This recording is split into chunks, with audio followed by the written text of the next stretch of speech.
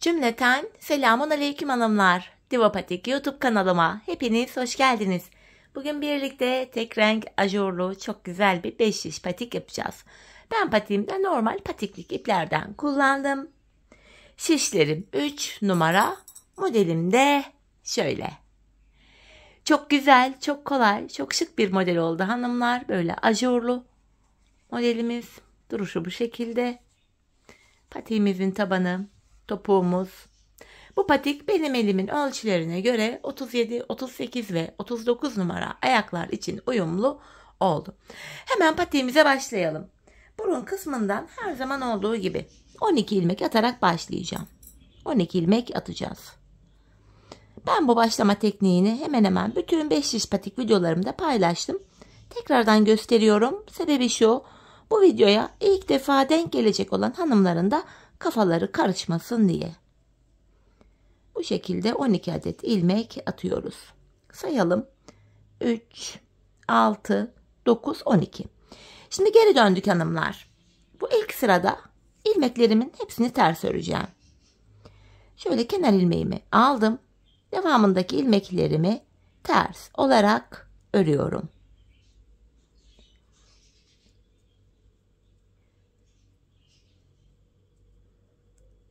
Sonuncuyu da ters ördüm. Geri döndüm, ön yüzdeyiz. Şimdi düz örgü uygulaması yapacağız. 5 şişede geçeceğiz.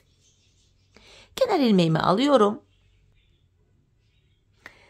Sayarak gidiyorum. 2, 3, 4, 5, 6. İlk 6 ilmeğimi ördüm.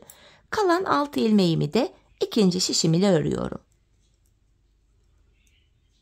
Şimdi hiç geri dönmeden ilk başladığımız yerlerden ilmekler çıkaracağız. Üçüncü şişimize. İlk ilmeğimi hemen şu kenara girerek, bakın şu kenara girerek çıkartıyorum. Devamında tığımdan yardım alarak ilmeklerimi çıkaracağım. Sırasıyla başlangıç yerlerine ilmeğin iki kanadına birden girerek ilmek çıkartıyorum ve şişime takıyorum. Şu üçüncü ilmeğim, dördüncü ilmeğim, 5 ve bir ilmek daha çıkarttım, 6. Şimdi bir 6 ilmek daha çıkartacağım. Onu da dördüncü şişime takacağım.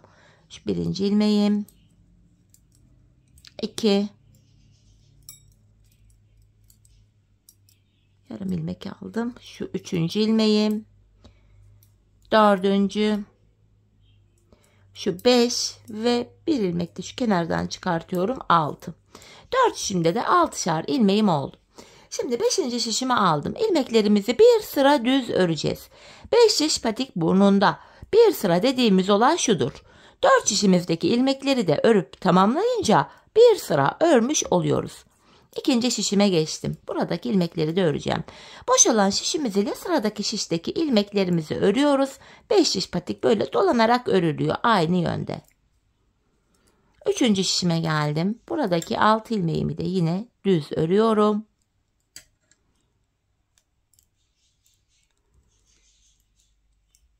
Dördüncü şişime geldim. Buradaki 6 ilmeğimi de örüyorum. Böylece hanımlar bir sıra örmüş oluyoruz. Evet. Tekrardan ilk şişimdeyim. Artırma işlemine başlayacağız. Artırma işlemini hanımlar şöyle patik burnumuza bakıyoruz. Şu sağ ve sol kenardan yapıyoruz. Orta kısımlardan artırma yapmıyoruz. İlk şişimdeyim. Kenarımız hemen sağda. 2 ilmek örüyorum. Ardından ikinci ilmeğimin altındaki hemen şu ilmeğimin kenarına girdim ve buradan aldığım ilmeğimi örüyorum. İlk artırmamı burada yaptım. Kalan 4 ilmeğimi örüyorum. Birinci şişimde 7 ilmek oldu. İkinci şişime geldim. Kenar sol tarafta. Son 2 ilmeğim kalana kadar öreceğim. Sondan ikinci ilmeğimin altındaki şu ilmeğimin kenarına gidiyorum. Buradan aldığım ilmeğimi de düz ördüm. Kalan 2 ilmeğim de düz örülüyor. Burada da 7 ilmek oldu. Üçüncü şişime geldim. Kenar hemen başta. 2 ilmek örüyorum. Ardından ikinci ilmeğimin altındaki şu ilmeğimin kenarına girdim ve buradan aldığım ilmeğimi de ördüm. Kalan 4 ilmeğimi de yine örüyorum. İlk 3 şişimde 7'şer ilmeğim oldu. Dördüncü ve sonuncu şişimdeyim. Kenarımız solda. Son 2 ilmeğim kalana kadar öreceğim. Sondan ikinci ilmeğimin altına şuraya girerek buradan aldığım ilmeğimi de örüyorum. Kalan 2 ilmeğimi de ördüm. 4 şişimizde de 7'şer ilmeğimiz oldu hanımlar. Şimdi tekrar ilk şişimdeyim. Bir sıra artırma yaptık. Şimdi bir sıra 4 şişimizdeki ilmeklerimizi de düz olarak öreceğiz. 5 şiş patik burnunda bir sıra artırma yaparken bir sıra artırma yapmıyoruz. Sebebi şu: her sıra artırma yaparsak şayet patik burnumuz bir anda açılma yapar ve hoş bir görüntü olmaz. İkinci şişimi de ördüm. 3 ve 4. şişlerimi de öreceğim. Bu düz ilmekleri örerken artırma işlemini sizlere kısaca tekrar etmek istiyorum. Artırma işlemini 1. ve 3. şişimizde ilk 2 ilmeği ördükten sonra yapıyoruz.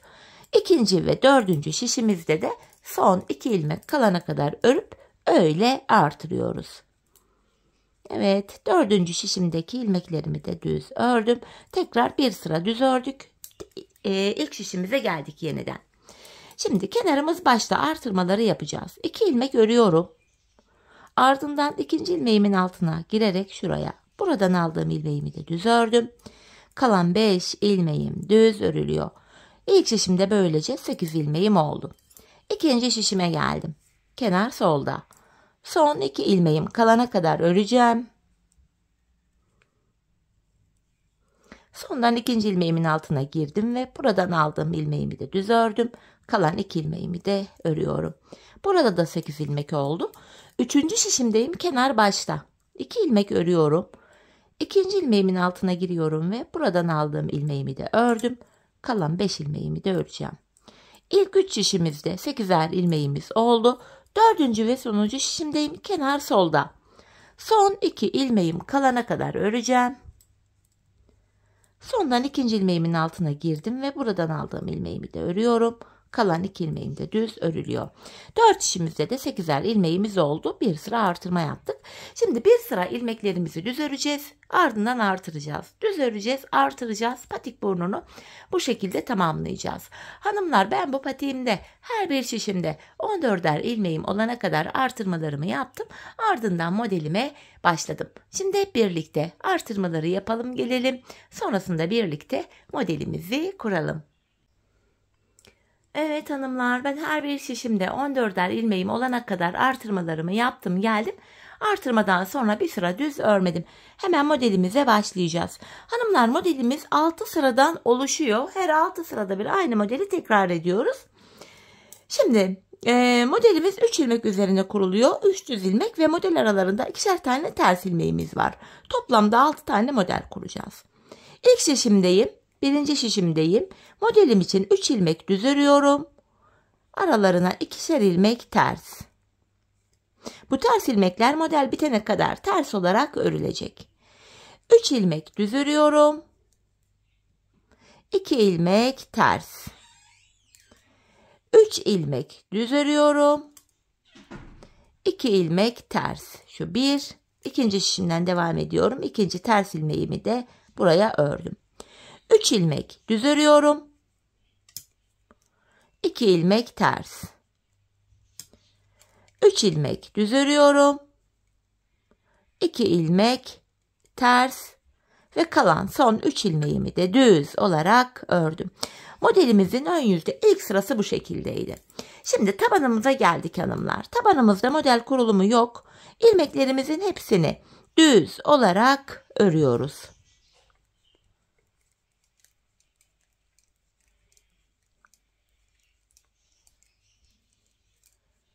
Diğer şişime geçtim. Yine buradaki ilmeklerimi de düz olarak örüyorum.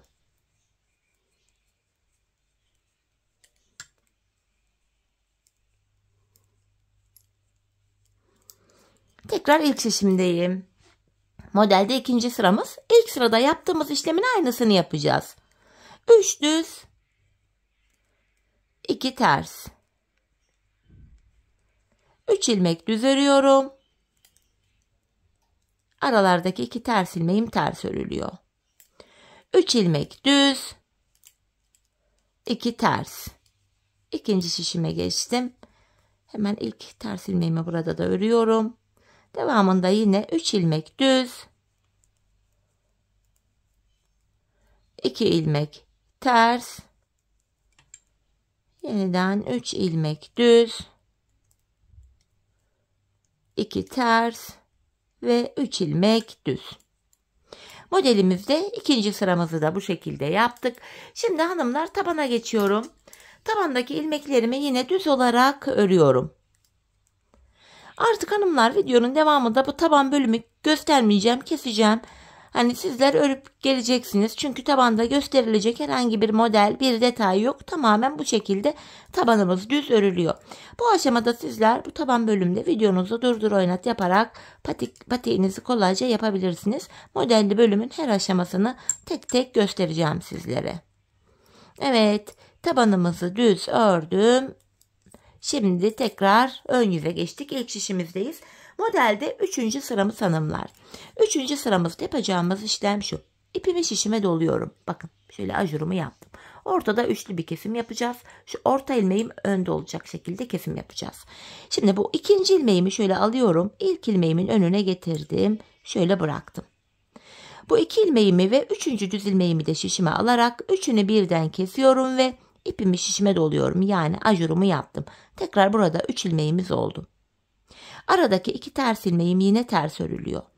Bir diğer modelimi yapacağım. İpimi şişime doladım. Öndeki 2 ilmeğim var. İkinci ilmeğimi şöyle ilk ilmeğimin önüne bırakıyorum. Ardından bu 2 ve 3. ilmeği de şişime alarak üçünü birden keserek örüyorum. Ve ipimi şişime tekrar doladım. Ajurumu yaptım. Aradaki 2 ters ilmeğim ters. Geldik 3. modelimize. İpimi şişime yine doladım. Şu ikinci ilmeğimi ilk ilmeğimin önüne aldım. Bu 2 ve 3. ilmeğin üçünü birden topluyorum ve ipimi şişime tekrar doladım. Aradaki 2 tersimi ters öreceğim. İkinci şişime geldim. Yine ilk ters ilmeğimi ters ördüm. Burada da aynı işlemi yapıyorum. İpimi şişime doladım. Ajurumu yaptım. İkinci ilmeğimi ilk ilmeğin önüne getirip bu 3 ilmeğin üçünü birden kesiyorum ve ipimi şişime doluyorum. Aradaki 2 ters ilmeğimi yine ters örüyorum. Yine ipimi şişime doladım. İkinci ilmeğimi ilk ilmeğimin önüne şöyle getirdim ve bu 3 ilmeğin üçünü birden keserek örüyorum. Şöyle ve ipimi şişime tekrar doladım. Aradaki 2 ters ilmeğim yine ters örülüyor. Son modeli yapacağız. İpimi şişime doladım. Şu ikinci ilmeğimi yine ilk ilmeğimin önüne getirdim.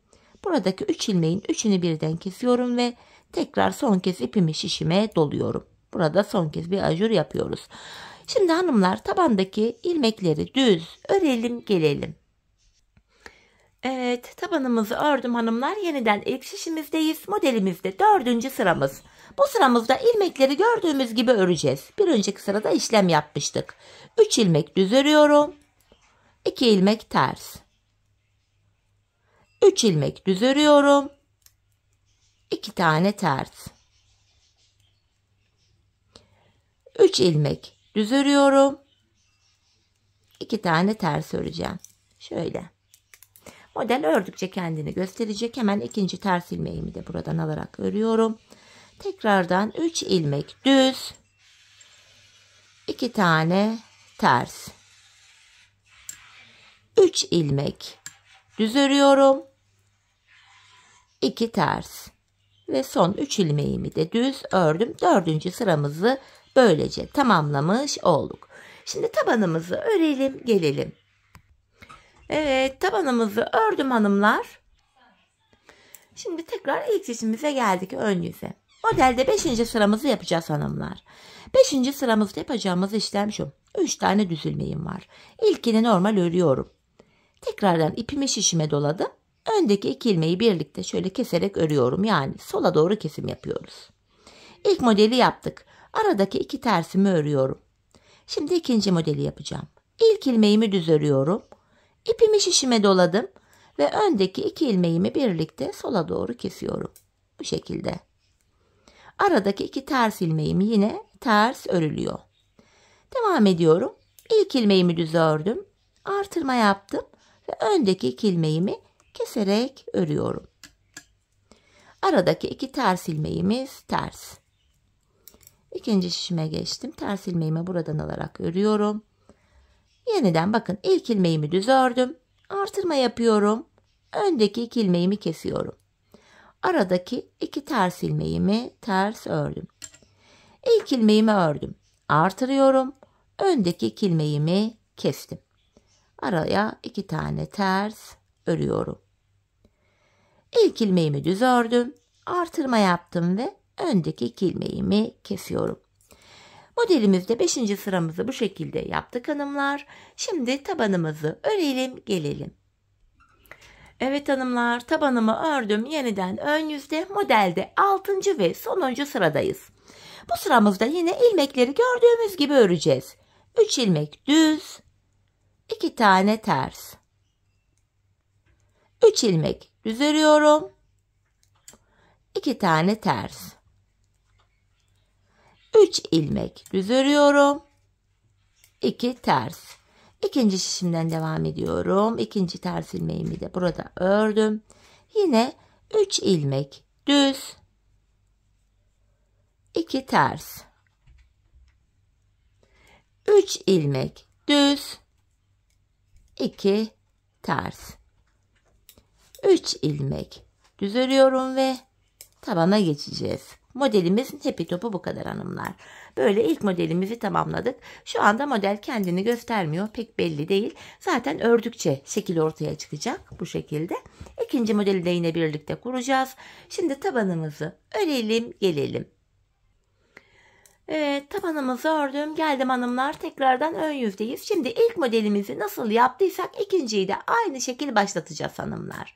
İkinci modelde aynı şekil örülecek, hiçbir farkı yok. Şimdi ikinci modele başlıyoruz. Modelin ilk sırasında ne yapmıştık? Modelde 1. sıramız, tekrar ediyoruz. 3 ilmek düz örüyorum. 2 ters. 3 ilmek düz örüyorum. 2 ters. 3 ilmek düz örüyorum. 2 tane ters. İkinci şişimden devam edeceğim. Şu ikinci ters ilmeğim. Tekrar 3 ilmek düz örüyorum. Aradaki 2 tersimi ters ördüm. 3 ilmek düz örüyorum. 2 ilmek ters ve son 3 ilmeğimi de düz ördüm. Böylece modelin ilk sırasını tamamladık. Şimdi tabanımızı düz olarak örelim gelelim. Evet, tabanımızı ördüm geldim, ön yüzdeyiz. Modelde 2. sıramız. Yine ilk modelin 2. sırasında yaptığımız işlemin aynısını yapıyoruz. İlmekleri gördüğümüz gibi öreceğiz yine. 3 düz, 2 ters. 3 düz, 2 ters. 3 ilmek düz, 2 ilmek ters. İkinci şişime geçtim. Ters ilmeğimi ördüm. Tekrar 3 ilmek düz, 2 ilmek ters. 3 ilmek düz, 2 ters ve son 3 ilmeğimi de düz olarak örüyorum. Modelin 2. sırasını tamamladık. Şimdi tabanımızı düz olarak örelim gelelim. Evet hanımlar, tabanımı ördüm geldim. Modelde 3. sıradayız. Bu sıramızda da yine ilk modelin 3. sırasında yaptığımız gibi ipimi şişime doluyorum. Ortada üçlü bir kesim yapacağım. Ortadaki ilmeğimi ilk ilmeğimin önüne getirdim. Sonra buradaki 3 ilmeğin üçünü birden keserek örüyorum ve tekrar ajurumu yaptım. Yani ipimi şişime bir kere doladım. Aradaki 2 ters ilmeğim ters. Diğer modeli yapalım. İpimi şişime doluyorum. Yine ortada üçlü bir kesim yapacağım. İkinci ilmeğim ilk ilmeğimin önüne aldım. Hemen bu 2 ilmeği ve üçüncüyü de alarak üçünü birden örüyorum. İpimi şişime doladım. Arada 2 tersim var. 3. modeli yapıyoruz. Ajurumu yaptım. Yani ipimi şişime doladım. Yine ortada şöyle üçlü bir kesim yapıyorum. Tekrardan ipimi şişime doluyorum. Aradaki 2 ters ilmeğimiz ters örülüyor. İkinci şişimden devam ediyorum. Şu ikinci ters ilmeğim. İpimi şişime doluyorum yine. Modelimi kuruyorum. Ortada üçlü bir kesim yapıyoruz. Ve ipimizi şişimize doladık. Arada 2 ters ilmeğim var. Diğer modelimi yapıyorum. Ajurumu yaptım. Ortada üçlü bir kesim yapacağım yine. Şöyle üçünü birden örüyorum ve ipimi şişime doladım. Arada 2 ters ilmeğim var. Tekrardan ipimi şişime doladım. İkinci ilmeğimi ilk ilmeğimin önüne getirip bu 3 ilmeğin üçünü birden kesiyorum. Şöyle ve tekrar ipimi şişime doluyorum. Üçüncü sıramızı yaptık hanımlar. Bakın bu aşamada şekil biraz belli olmaya başladı. Şimdi tabanımızı örelim gelelim. Evet hanımlar, yeniden ön yüzdeyiz. Modelimizde de 4. sıramızı yapacağız hanımlar. 4. sıramızda ilmekleri yine gördüğümüz gibi örüyoruz. 3 ilmek düz, 2 ters. 3 ilmek düz örüyorum. 2 ilmek ters. 3 ilmek düz örüyorum. 2 ilmek ters. İkinci şişten devam ediyorum. Yine ters ilmeğimi ördüm. Tekrardan 3 ilmek düz, 2 ters, 3 ilmek düz, 2 ilmek ters ve 3 ilmek düz. 4. sıramız bu şekildeydi. Bakın ördükçe model kendini belli etmeye başladı. Şöyle. Tabanımızı örelim gelelim. Evet hanımlar, yeniden ön yüzde ve modelde 5. sıradayız. Bu sıramızda 3 tane düz ilmek üzerinden yine işlem yapacağız. İlk ilmeğimi normal düz örüyorum. İpimi şişime doladım. Öndeki 2 ilmeği birlikte sola doğru kesiyorum. Şöyle. Arada 2 tersim var. Şimdi ikinci modeli yapacağım. İlk ilmeği düz ördüm. Artırdım. Öndeki 2 ilmeğimi kesiyorum. Arada yine 2 ilmek tersim var. Yeniden 1 ilmek düz ördüm. Artırıyorum. Öndeki 2 ilmeğimi kesiyorum. Arada 2 tane tersimiz var. İkinci şişime geçtim. Ters ilmeğimi örüyorum. Tekrardan ilk ilmeğimi düz ördüm. Artırdım. Öndeki 2 ilmeğimi kesiyorum. Arada 2 ilmek tersim var. İlk ilmeğimi düz ördüm. Artırdım. Öndeki 2 ilmeğimi kesiyorum. Arada 2 tersim var. Sonuncu modelimi yapacağım. İlk ilmeğimi düz ördüm. Artırdım. Öndeki 2 ilmeğimi kesiyorum. 5. sıramızı tamamladık. Şimdi tabanımızı düz olarak örelim gelelim hanımlar. Evet hanımlar, şimdi yeniden ön yüzde modelde 6. sıradayız hanımlar. Sonuncu sıramız. Yine ilmekleri gördüğümüz gibi örüyoruz. 3 ilmek düz. Aralarda 2'şer tane tersimiz var. 3 ilmek düz. 2 ilmek ters. 3 düz. 2 ters. İkinci şişimden devam ediyorum. Ters ilmeğimi hemen ördüm. Yine 3 ilmek düz. Hemen yanına 2 ters. 3 ilmek düz. 2 ters ve son 3 ilmeğimi düz örüyorum. Bu şekilde. Evet hanımlar, ilk 2 modeli tamamladık. Her 6 sırada bir aynı işlem böyle tekrar ediyor. Şimdi tabanımızı öreceğiz. Tekrar ön yüzde 3. modeli başlatacağız. 6 sıradan oluşan işlemin aynısını tekrar kuracağız. İlk 2 modeli dediğim gibi birlikte yaptık. Ben bu patiğimin bu bölümüne toplamda 6 tane model yaptım. Bakın şu ikili ajurlar, şunları sayarsak birer model diye. 1, 2, 3, 4, 5, 6. Bu benim ölçüme göre tam oldu. Daha küçük yapacağım diyenler varsa patiğin boyutunu buraya 5 model yapabilir. Ya da daha büyük yapacağım, hani 40-41 numara yapacağım diyenler varsa da bir model daha fazla yapabilirler. Sayı bu şekilde değişir. Ayak numarası bu şekilde rahatlıkla ayarlanır. Şimdi hep birlikte hanımlar patiğimizin bu modelli bölümünü tamamlayalım, gelelim, sonrasında buluşalım. Evet hanımlar, patiğimin ön bölümünü tamamladım, geldim. Toplamda 6 tane modelimden kurdum. Bakın 1, 2, 3, 4, 5 ve 6. Bu şekilde. Şimdi bilek ayrımını yapacağız hanımlar hemen. İlk şişimdeyim. Bu ilk şişimde son bir ilmeğim kalana kadar ilmeklerimi tamamen normal düz örüyorum. Ters ilmekleri falan da hep düz örüyoruz artık.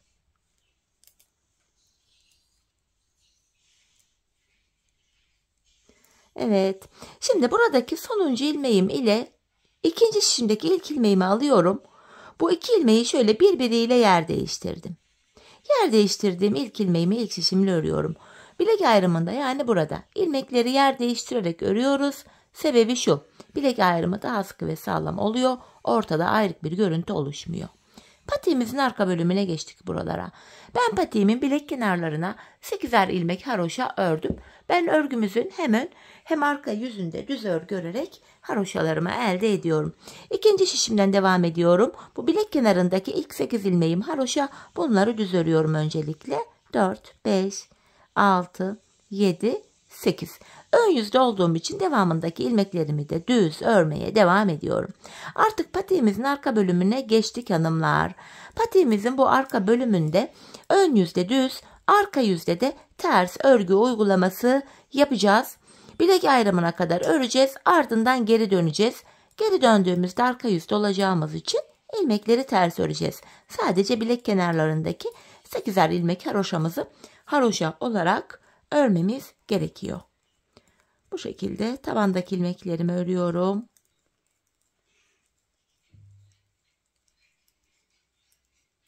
Sonuncu şişime geldim. Yine buradaki ilmeklerimi de düz öreceğim. Son 8 ilmeğim haroşa, bunu da düz örüyorum. Arka yüzde de bu 8 ilmeği düz öreceğim yine. Evet. Sonuncu ilmeğimi de ördüm. Bilek ayrımına geldik hanımlar. Şimdi geri döneceğiz. Yapacağımız işlem bu. Bilek ayrımına kadar örüyoruz, geri dönüyoruz. Evet, şimdi geri döndüm. Kenar ilmeğimi örmeden alıyorum. Kenar ilmeğim ile birlikte toplam 8 adet ilmeğimizi, haroşamızı düz örüyoruz. Bakın 4, 8. Buraya bir diş haroşamız oluştu. Diğer ilmeklerimi de ters olarak örüyorum. Hanımlar, patiğimizin arkasında yapacağımız işlem hepi topu bu kadar. Bilek ayrımına kadar örüyoruz, geri dönüyoruz. Örüyoruz, geri dönüyoruz. Ön yüzdeysek eğer düz örgü, arka yüzdeysek de şu anda yaptığımız gibi ters örgü örüyoruz. Bilek kenarlarındaki 8'er ilmek haroşamız haroşa örülüyor. Bu şekilde patiğimizin arkasını tamamlayacağız. Arka bölümde başka model kurulumu, detay hiçbir şey yok.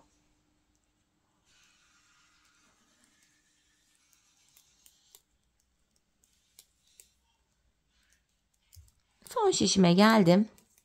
Yine buradaki ilmekleri de ters öreceğim. Bilek kenarındaki son 8 haroşa ilmeğimi düz öreceğim. Bakın son 8 ilmeğimi, haroşamı düz olarak örüyorum. Bilek ayrımına geldim hanımlar. Şimdi tekrar geri dönüyoruz. Şimdi ön yüzdeyiz. Yine 8 ilmek haroşamızı düz öreceğiz. Devamındaki ilmekleri de ön yüzde olduğumuz için düz örmeye devam edeceğiz. Diğer bilek ayrımına kadar öreceğiz. Sonra geri döneceğiz. Arka yüzde ilmekleri ters öreceğiz. Patiğimizin arkası bu şekilde ilerleyip gidecek. Şöyle. Baktığımızda hanımlar, şu bilek kenarlarında birer diş haroşamız oluştu bile. Ben bu patiğimin şu arka bölümüne, yani şu bölüme toplamda 15 diş, yani 15 sıra haroşa ördüm. Bu benim elimin ölçüsüne göre tam oldu. Sizler bu aşamada patiğinizi örerken ayağınıza giyin hanımlar. Ayağınıza deneyin. Arka bölümü topuğunuzun kenarına, yani şuraya gelene kadar örmeniz gerekiyor. Bu şekilde ölçü alarak yaparsanız patik ayağınıza tam olur. Şimdi hep birlikte ölçülerimize göre patiğimizin arkasını örelim, gelelim. Ardından birlikte topuğumuzu keselim. Evet hanımlar, patiğimin arka bölümünü ördüm geldim. Burada 15 sıra haroşam var. Bu aşamada bilek ayrımından sonra şu bölüm genişlediği için ilmeklerin hepsi şöyle dümdüz duruyor. Yani tek şişte toplanacak duruma geldi. Ben de bu aşamada topuk kesiminde bana kolaylık sağlasın diye ön yüzden baktığımızda şu sol kenara 24 ilmek ayırdım. Kalan ilmeklerimi sağ şişime taktım. Şimdi topuğumuzu örmeye başlayacağız. Bu topuk bölümünde kenardaki 8 ilmek haroşamız yine haroşa olarak örülecek. Model bütünlüğü sağlansın diye. Öncelikle 8 ilmek haroşamı ördüm. Ön yüzdeyim. İlmeklerimi düz olarak ve sayarak örmeye devam edeceğim. 8 haroşamı örmüştüm. 9, 10, 11, 12, 13, 14, 15, 16, 17, 18, 19, 20, 21, 22, 23 ilmeğimi ördüm. 24. ilmekte öndeki ikisini kesiyorum. Zaten buraya da 24 ilmek ayırmıştık. Burada da 24. ilmekte kesimi yaptık. Topuğumuz için ortaya baktığımda burada da 7 ilmek kaldı. Bu 7 ilmek her seferinde birer birer kesilecek, eksilecek, bitecek ve böylece topuğumuz oluşacak. Şimdi yapacağımız işlem şu. Kesim yaptık, geri döneceğiz. Arka yüzdeyiz hanımlar. İlk ilmeğimi örmeden alıyorum. Arka yüzde olduğum için diğer ilmeklerimi ters olarak örüyorum. Sadece kenardaki son 8 haroşa ilmeğimi düz öreceğim.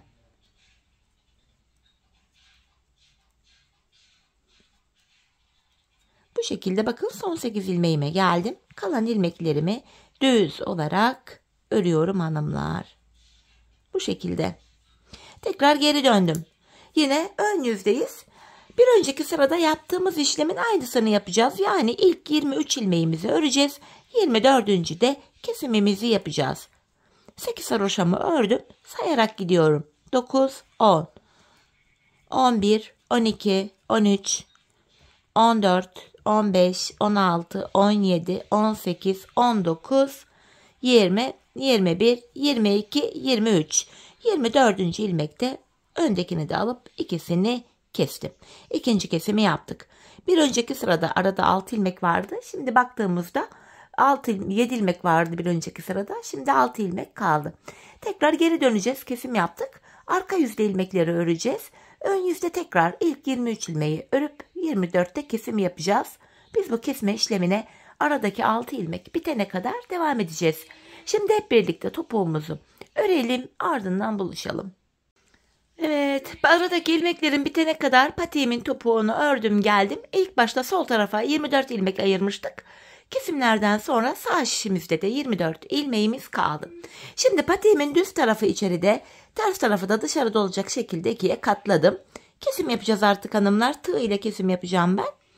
İlk kesimim şöyle. Benden taraftaki şişten bir ilmek, ikinciden de bir ilmek aldım. İkisini topluyorum. Diğer kesimlerim de şöyle oluyor. Benden taraftaki şişten bir ilmek, ikinciden de bir ilmek aldım. İkinci ilmeği ilkinin içinden geçirip tığımdaki ilmeklerimi topluyorum. Benden taraftaki şişten bir ilmek, ikinciden de bir ilmek aldım. İkinci ilmeği ilkinin içinden geçirip tığımdaki ilmeklerimi topladım. Karşılıklı olarak şişlerimizden birer tane ilmek alıyoruz ve ikinci şişimizden aldığımız ilmeği ilk şişimizden aldığımız ilmeğin içinden geçiriyoruz. Tığımızdaki ilmekleri topluyoruz. Her iki patiğimizin topuğu da aynı yöne, aynı şekilde kesiliyor hanımlar. Gizli kesim tekniği bu. Sizler dilerseniz farklı bildiğiniz patik topuk kesim yöntemlerini de kullanabilirsiniz. Ben bunu seviyorum. Bu nedenle 5 diş patiklerimde bu tekniği kullanıyorum. Bu şekilde. Kalan ilmekleri de aynı şekil keselim gelelim. Evet, ilmeklerimi kestim geldim. Son birer ilmeğim kaldı. Önce benden taraftaki, sonra da ikinci şişimdeki ilmeğimi tığıma alıyorum. Şu an tığımda 3 ilmek oldu. Üçünü birden topladım. Buraya 2 tane de zincir çekip ipimi kesiyorum hanımlar. Şimdi önce ipimizin ucunu gizleyeceğiz. Sonra patiğimize bakalım. Çok güzel, çok şık bir model oldu hanımlar. Ayaktaki duruşu da gerçekten çok şık. Örmesi de gayet kolay ve zevkliydi. Evet, patiğimiz şöyle. Bakın topuğumuz. Ayağı giyince zaten topuk şurası açılıyor. Böyle duruyor bakın. Ayakta böyle açılınca dümdüz duruyor. Gayet güzel, temiz bir görüntüsü var. Patiğimizin duruşu şöyle hanımlar bakın. Hemen manken ayağıma da giydireyim, birlikte ayaktaki duruşuna da bakalım. Ben çok severek, çok beğenerek yaptım bu modeli. Umarım sizler de benimle birlikte beğenerek, severek yaparsanız, yapacak olanlara da şimdiden kolay gelsin diyorum. İşte hanımlar, modelimizin ayaktaki duruşu. Bu şekilde gayet güzel, şık, hoş bir model oldu. Topuğumuz yine bu şekil. Evet, yine birlikte güzel bir modelin daha sonuna geldik. Umarım sizlere faydalı, hoş bir video olmuştur. Yeni modellerde, yeni videolarda buluşmak dileğiyle. Şimdilik hoşça kalın, sağlıcakla kalın.